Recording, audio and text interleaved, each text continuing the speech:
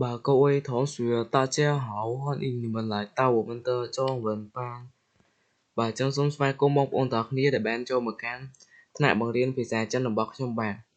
Chẳng hay ngay đến đá trong đừng lực lượng nơi ca son đừng đi rồi viên E nặng 7 ví dụ A là happy.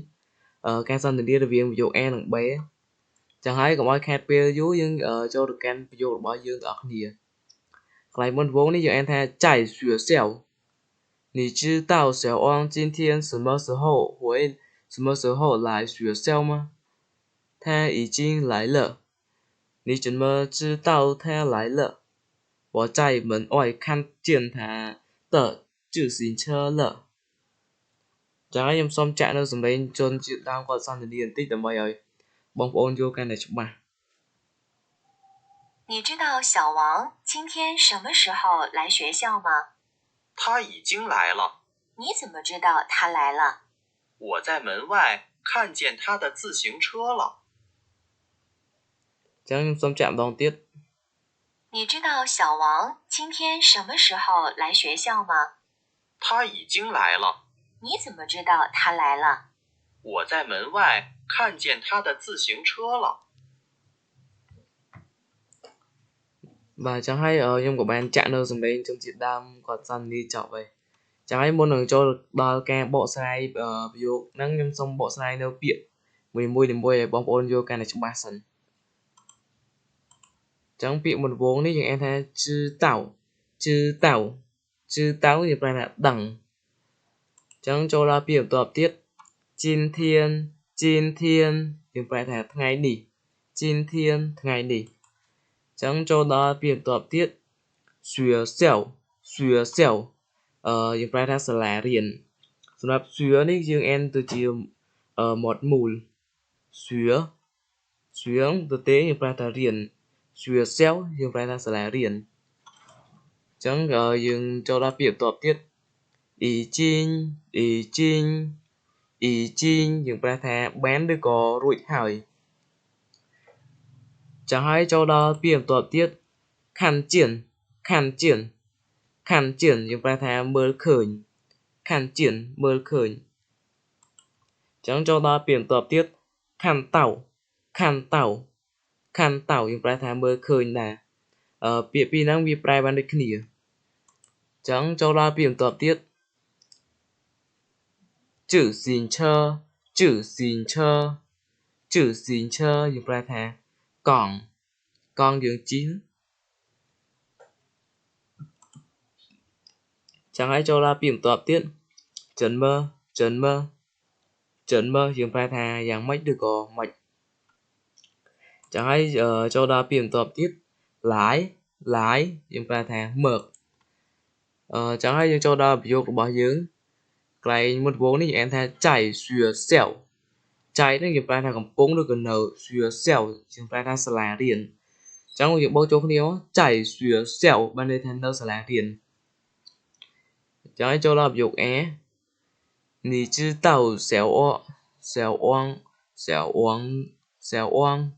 នេះសម្លេងទី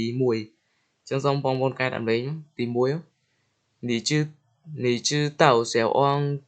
今天什么时候来学校吗你យើងប្រែថាអ្នក知道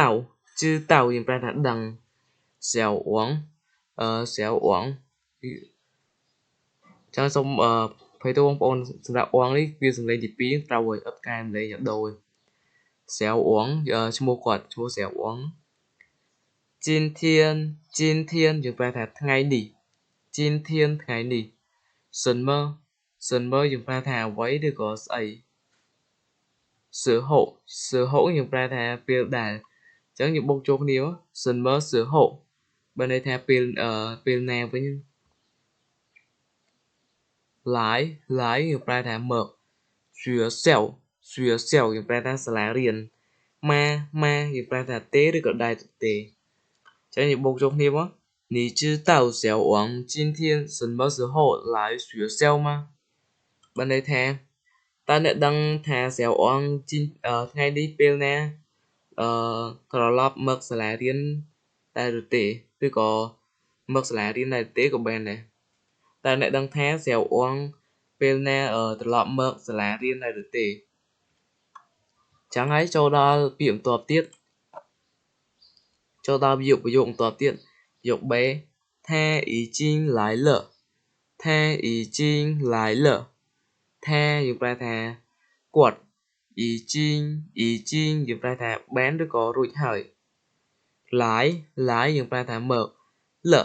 យើងប្រែថាហើយឬក៏បានអញ្ចឹងបូកចូលគ្នាមក他已经来了បានន័យថាគាត់បានមកហើយអញ្ចឹងចូលដល់ប្រយោគ A ប្រយោគបន្ទាប់ទៀត你怎么知道他来了你怎么知道他来了你យើងប្រែថាអ្នក怎么យើងប្រែថាយ៉ាងម៉េចឬក៏មិន知道យើងប្រែថាដឹងថាយើងប្រែថាគាត់来了យើងប្រែថាមកហើយ来នឹងមកលនឹងហើយឬក៏បានលយើងប្រែក្នុងនេះយើងប្រែថាហើយអញ្ចឹងយើងបូកចូលគ្នាមក你怎么知道他来了បានន័យថាយ៉ាងម៉េចបានជាអ្នកដឹងថាគាត់មកហើយអញ្ចឹងយើងប្រែអស់គ្នាយ៉ាងម៉េចបានជាអ្នកដឹងថាគាត់មកហើយចឹងហើយចូលដល់ប្រយោគបន្ទាប់ទៀត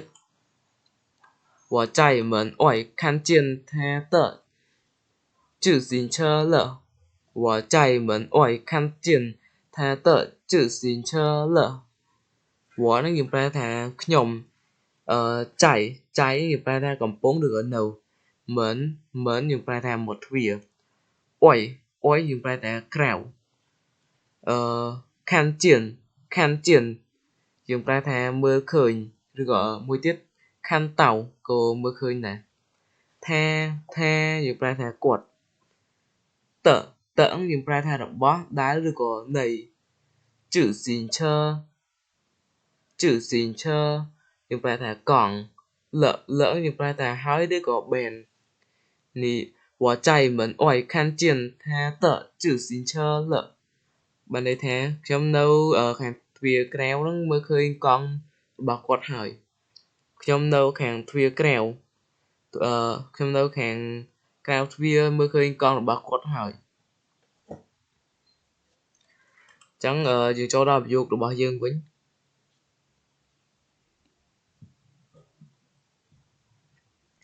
ចា៎ខ្ញុំសូមអានម្ដងទៀត